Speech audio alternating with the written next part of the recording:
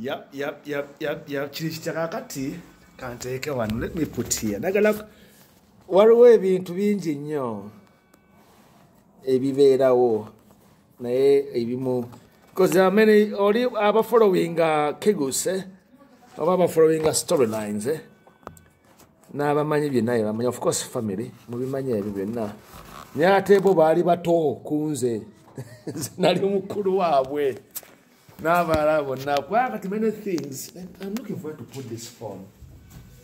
Where should I put this phone, people? Mumpulire mumfunire ka stick. Ndaga Kegus funa ka stick nawe simu mfunire ka stick. Waka stand. 1979 tutandika. 1979 fetwa twatandika dokusoma. Nali mu Bugundu bagitala Colonel Sale School. Colonel Sale School katubawe wali Lohana Academy, Kololo. Your nursery school yali exclusive. 1979, Lutaro Lutandika. Before that Lutaro, what I remember, there was a little bit of, hello, sweetie, come and say hi to my friends. Please, you say hi to Regina. Regina, you know, this is the Regina. Oh, yeah. How are you? It's very true. Her name is called Regina. And we are very good friends. Have a nice time.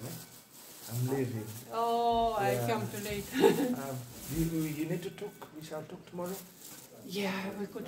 Are you coming tomorrow? I think I'm gonna be in the morning. Okay. If I come early and you're here, we shall talk. Yeah. All right. Definitely. Have a good day. Don't be frozen, but It's with cold. shorts. It's shorts. Yeah. I'll make sure I'm okay. Yeah, make All sure. right then. Bye. All right. See you. Kakati. That is the Regina. That's my friend. Her names are called Regina. Can you imagine the story? Yes, sweetheart romance. See, Tekwata Kuono. Sorry, guys. But she's a friend of mine. Very beautiful. Very mumulabi. So, today, 1979. What happens in 79? Tumwale tugende Kenya. Twagende mu exile briefly.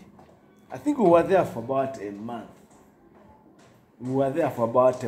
Being that I think ebyali bigenda maaso byonna byomwali muli na knowledge of abali mu myaka egyo, of course abakulu kakati the of age kati fa abato we were more like bakitanga duka if I can remember very well duka then saba nejja okiraba.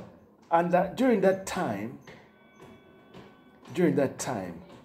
what I remember very well, of course, in the 70s, nali mwana mutoye, but I was getting there, 6, 7, 8. Kakatole nga muzeyi wange ali mu West Buganda Growers Union, Cooperative Union. Chilaba.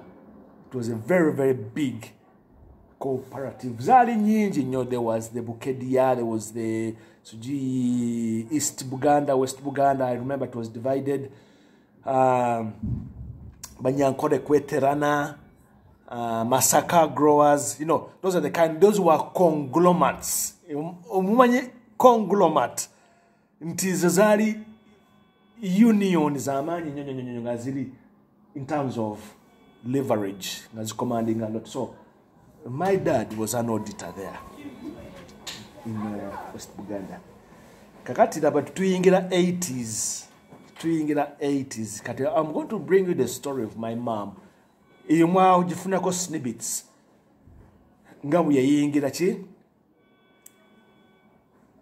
Uganda Development Corporation. Kakati Uganda Development Corporation ebyo bijja kugula. Okay, there's a statute. Yali is it 1957. Ne bya picking a more leverage after Obotes comes in. Nenga byali byatandika dda mu 70s. I repeat, unions ezali ez'amaanyi ennyo. Cooperative unions. Nga bivudde mu kyebayita Common Man's Charter. Mu 80s, development bazita parastatals.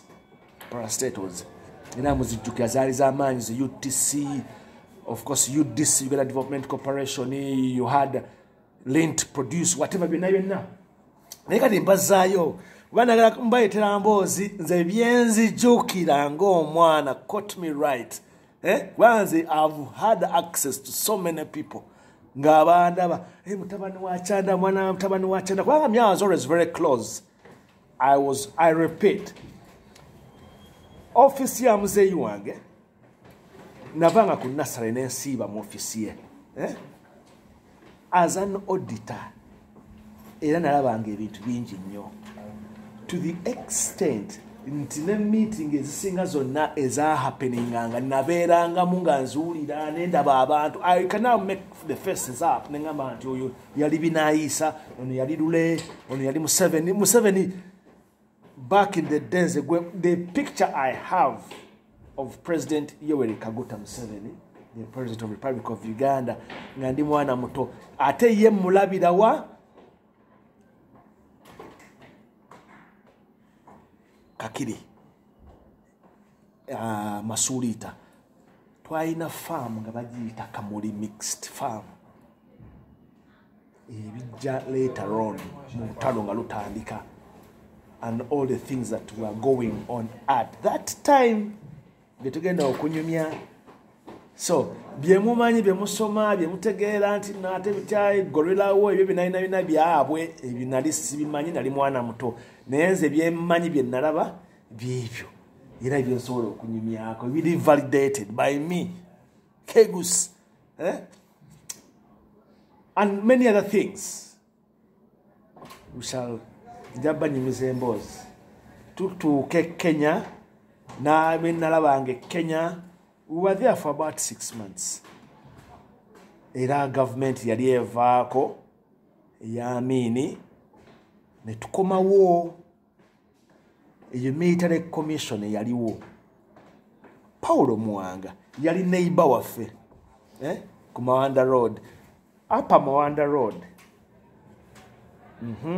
Enyumba yaffe yesookawo kalina, then Muwanga n'azimba next.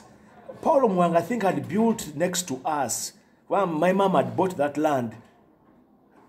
I can now put two and two together. Mama yabera nyumba ntu abo nga mikwano, they are like family friends, family. He must have bought next to us na azimba we nyumba. Naye yeti azimba kalina, fe twazimba kalina. My mom built a double-storied house. Chitaba. And during that time and whatever twasibanga Kololo, Kampala Club, Sheraton, kati mjita Sheraton, yeah, Nile Mansions, conference center, whatever the name was back then, and things like that. So this is just a recap, and I'm building this to what I remember. Joining a Chitante Primary School. Nenvayo ndio kenzire Buganda Road. Abamanyi Chitante Primary School ebiseera ebyo wewali Lincoln International School. Just kakati, I think because it became a government school at the time later on. Kakati bana abazungu bano ba diplomats they set up their own thing. It's a very ironic watch to know Lincoln International School catchment yawe yava Muchitante Primary School. Naye nsomayo term bbiri mu P1. And then for some reason my mom changes me and takes me to Uganda Road.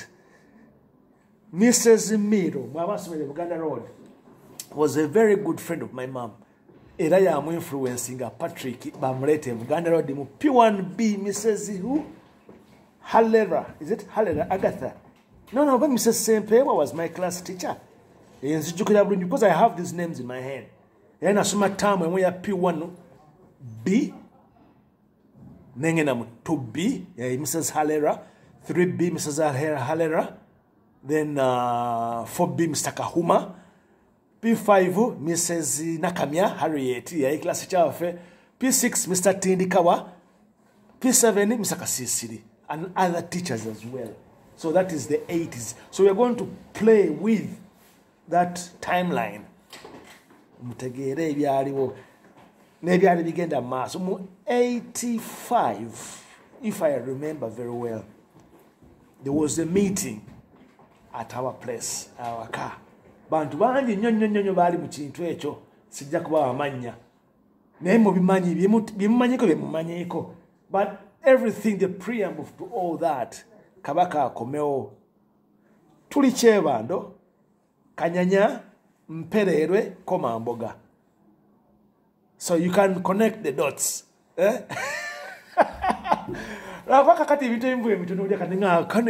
Honestly, history. There's a lot of history there.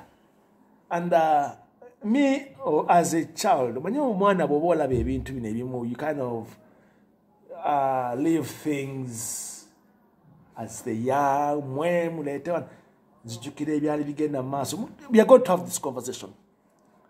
Of course, my way. Somebody is telling me to say these things, or wanting to tell you these things. No, I want to share my what? My memory down the lane. Chronicles. Tuli ku Buganda Road. There was a divide. Waliwo time nga eri abazadde abavuga zi Pijoti, eri abazadde abavuga zi Benzi, ng'ekibeera ku gate awo aba Benzi basimba eri, aba Pijoti basimba eri. So but not all children were like that. Kati ne wabeera n'abaana abalinga ababa, aba ministers, abanonera mu jipu bitayo na. So you could see the divide. I personally, emotoka zajjanga nga nnya. Benzi, Rinaldo, ne Voxo. Nze nga banonera mu Benzi. Ntiraba Mercedes Benz eya mama wange. Era yo Benzi, it was the talk of Kyebando. Kyebando nga abantu bali bameka abalina Benzi. Neighbor waffe wansi, Mwami Kauma, Mwami Chiriowa, and I think those are the only. So Kyebando nze kunze nga bwe njitegeera Kyebando. The memories I have of Kyebando, it was an enclave, a suburb. Nga wabagagga beerere babiri kuzimu eka, ffe twali ku eka zaalinga meka? Eka nga 10 acres. So you had these homesteads, amayumba manene. Ewa Chanda, ewa Mzee Elisa, ewa Mwami Musoke, ewa Mwami Kauma, ewa Chiriowe, ewa Mwami Alayi. So you could name names. But the notorious one was ewa Chanda, twaine mbwa. We had dogs. Twaine mbwa nga ewa ffe kube ligende nga terisalibwa. It was a no-go area. So bajjanga. We used to have a lot of parties at home. Most of the things happening at the time were centered around our family. And chokola kino kivudde kuki abantu bamu bajje bambuuza ne bambuuza nti what happened to your mom? Kwa abantu tebamanya nti my mom passed away. Ati ne bwe yalwala ne bwe yalwala kati mbayita ku bya kati ng'ebya Fide yakomawo mu 89 90 my dad dies. Naye ffe twali tulina ettaka ebunamwaya ffe twali ebunamwaya mu Kyengobe. Okay, and then of course ewabalutaya twali tumanyiwo and things like that. So being kati ng'abazeeyi bo baba bayogera emboozi mwe muli baana, so you already see things. Kakati mbagamba ndaba Fide bongole lutaaya ngabo mutegeera ebintu nde agenzeko ewawazeko, but I'm going to come to that as well. Kubanga that privileged access would only be given to people when people nti mwemanyi nti wagunde insiders. Okay, and then ne bwe yalwalira ensambi awo wonna, because later on when he passes away, that is a story I'm going to dwell on as well. And then let's carry on. Ne when nkomawo okuva Kenya mu 96, my mom was admitted in Nsambya hospital. Nsambya private wing, jengamba private wing. We had the bamanyi balina abasawo mikwano gyabwe baali bamanyiyo. So things like that. Naye wakati mama afe bwalwala nze namujjayo mu ddwaliro ne mugamba ngenda kujjanjabira waka. I don't see she didn't really like the situation of it was something that we kept quiet, low key. I'll go into that story as well, and why many people still to this date don't just understand. My mom, she passed away in 1998. Kenya, but my dad had passed away in 1990. Yarala appendicitis, appendicitis. Yatwaye ku Manda Road. Lunga tuvudde Chebando. Chebando tuvayo mu 1980. No, we left Chebando in 1990. Yeah, netudda ku Manda Road. Netujingira nyumba nga bakyagizimba. So, and at that time, Paulo Mwanga, I think he was in prison. He was in prison. These things were not good. But if we are talking of the 80s, if we are 80s, we twagala okukubira emboozi yaffe tuginyumirwe, and yenani omulala gwenzukire wane kayira hafulanda niye twagendanga yedda walingawo ebbaala sijinga Kampala baali bamudividinzeemu ebitundu, what I remember.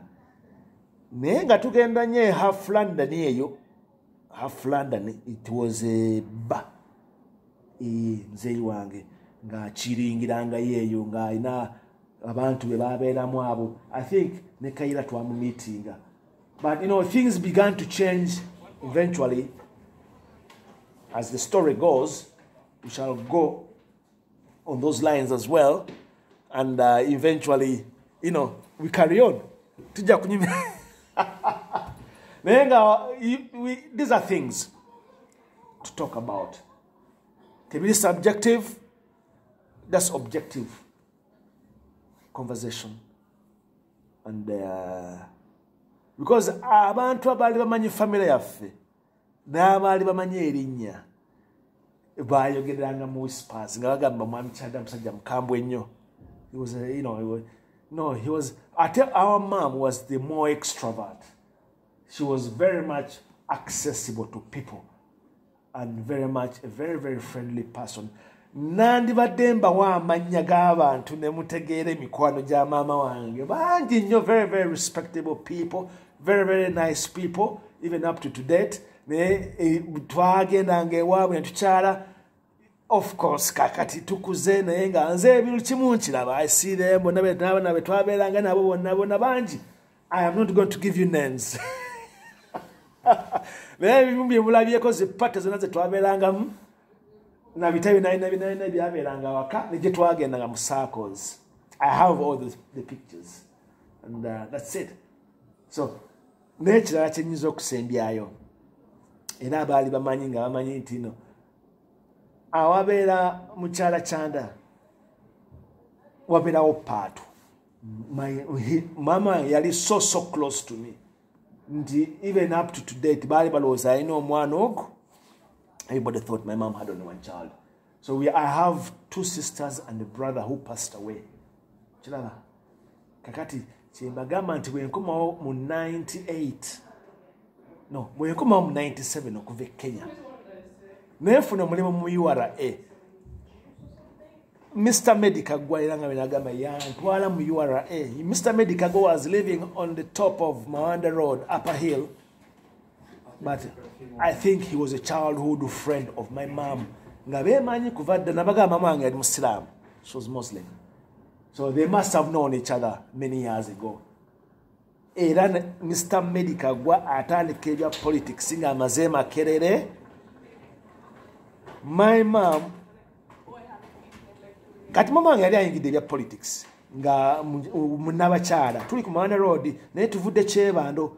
When we left Chebando, she was one of the first Resistance Council women's representative, Kawempe division. Kawempe tebana bajawulamu. It was just one big division.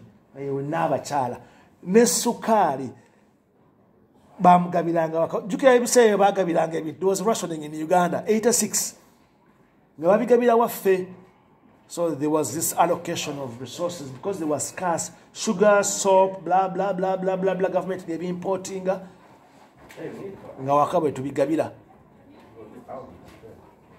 Nagira nasoma muchaka and she even became a kada. Chemutamanyi muchaka fayagaza ko bitutwala tubigana. But before she went I think up to Chankwanzi. Katudde Mawanda Road. Because now my dad was beginning to fall sick, she pulled back. But she had been appointed, not elected. You know, and then she was appointed. Then I think that's when they click again with the who? Mr. Medi. Kati Medi yesimbawo kawempe. Ochiraba fetu atambuzanga n'ebipande nga tubisiga ku bisenge. Back then things were not like today. You bakuba mu poster ne tugenda nga fetu tutambula naye. And he won. So when mu 97 I'm back nga mama wange atanso okulwala, she was, you know, she had fallen in the park. Yagwa mu taxi park. Ati najjanga bajjanga bande bamulabako mchachandanga abuze. Kakati nange nali nkomyewo. Era in the pictures lwakuba itali birimu ebyo naye nebifaananyi byetwekubyanga okanga ndi wakankomyewo I'm preparing to what start life. Nagamba nti no mwana jechi miyuwara ewu omulimu. Asomye Sylvia ina nti asomye bya customs. Ate bina revenue. So I was there on merit. Omulimu ngufunya ku merit qualifications sibya anti no samba kaje oyitawo. But name letting her down, I only worked for what? For 6 months probation. Odo go akagenda okuli anti omutabani ate yabivamu.